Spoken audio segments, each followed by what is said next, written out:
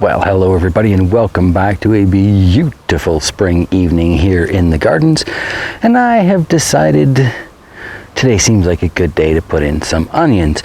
I was up at the local nursery, we'll call it. It was a nursery attached to a small version of a big box store, but that's rural living, isn't it? And I noticed that they had the little onions that I've been waiting for. So I've got a whole bunch of red and white onions to plant. Kind of interesting, never done these before. I tried maybe 7 years ago growing pearl onions from the grocery store. We did all right with those, even though that was some really bad soil. Hesitate to even call it soil, it was dirt really.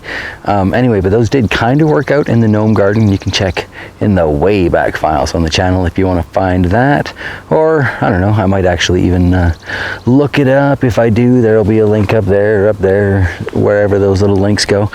Anyway, this time I'm doing it properly. I got some actual onions from the store and we're going to do it right. So figured I'd bring you along because, well, while I may hibernate and do sweet tweet, I will say, all winter long, it's spring, it's summer, bears get busy, bears get active. So getting active in the garden, it's what I do. For those of the need to know variety, today I am planting Mackenzie red and white onions, 225 grams a box, not so bad. It was just over $4 each. I counted this open one earlier. There were 40 that seemed pretty reasonable, 5 that looked, well, kind of sketchy. Either way, should be better than buying onions at the grocery store, right? Like, not a huge profit in potatoes last year, but they were better potatoes, and I do have those potatoes to grow this year. So if I can do that with onions this year, get some nicer, happier onions for a lot lower cost, I'll be a happy bear. Gathered up some essential garden tools here. I got a rake, I got a small sledgehammer, I got a broken hockey stick. You'll see where that applies a little bit later. I got some stakes, because I'm going to use the front of last year's tomato patch, because apparently tomatoes and onions grow well together. I'm going to use the middle for tomatoes still, and I'm going to plant more of those perennial onions along the back where you see 3 now. But for the now, I'm just going to try and slip rows along the front here. Tomatoes shouldn't really shade them out. I think they'll do okay. Got to clean this up, obviously, hence the rake. Few weeds in there that I will pull this time around. Chickens will love that, so that's just fine. And yeah, hockey stick. We can make our little ruts there. I don't have a garden hoe. Why pay for a garden hoe when you've got broken hockey sticks all over the place? This is, after all, Canada, eh? So yeah, I'll take care of that, and I don't know, another clip or two along the way. We'll see how it goes. So if we look at it now, just after I've quickly raked everything back, you can see on the right here there's a much lower pile of leftover mulch than there is on the left. And if we look at the actual soil quality here, down where the mulch was, this is beautiful. It's going to be so easy to plant into. These weeds are going to pull out fairly easy. But where the mulch wasn't, it's a little bit harder packed, and I've got, a few more weeds I'm going to have to pull. But really, I am such a huge fan of mulching.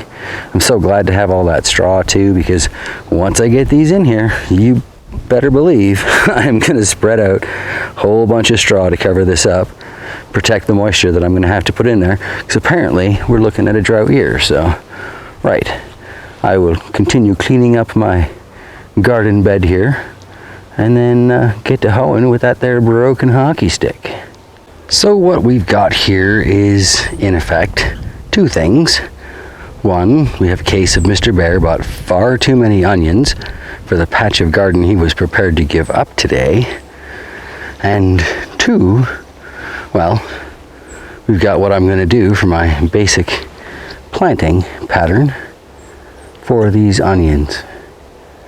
In some ways, they're a little closer than maybe the package might suggest, but this is what I'm going to go with anyway. To me, it seems like they've got plenty of room, even if these onions grow up to be monsters, lots and lots of room. So going to cover them up with their little bits of doit, water them in, cover it up with some straw, and we're pretty much done here.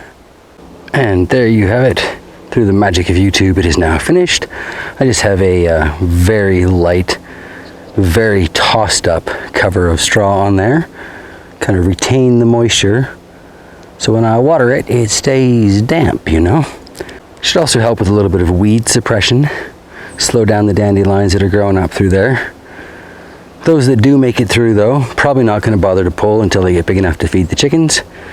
Might as well make it worth their effort. Then I've staked it off here, just kind of so I remember, well, what's growing on. So that really only takes care of half of my little baby onions, though. So I still have 2 unopened boxes and a couple of each type left in the open boxes. And of course, no returns on anything. And I wouldn't want to give these back anyway. So I'm going to have to figure out where I'm going to put them. I thought about maybe throwing some into what used to be the carrot bed. But I've started throwing flowering bulbs and things in there. You see a crocus, and I forget what the other thing is by the solar light. But so yeah, there's nothing really beyond that crocus at the moment. So I might put them in there. But I'm also thinking, since it's a year of tests and experiments and such, I might just put some of them into those straw bales. We shall just have to see. That said, I'm also planning on tilling up a couple of new chunks of garden patch just in front of where I planted these today, so who knows, maybe they'll just end up in there. This could be a good drive to get me doing that in the next couple of days. I'm gonna need the space for the tomatoes anyway, because as it is, what I put in there, taking up space that I had planned on for miters. So yeah, that's going to be interesting. I think we're going to wrap it up here today. Thank you for sticking around and joining me for yet another garden season as I learned, as I try and learn what it's like to garden in soil instead of the aquaponic adventure that I started this channel off as. Either way you look at it, I'm experimenting with alternative forms of gardening, aren't I? So yeah, lots of fun. Much love, everybody, and I will see you in the next video.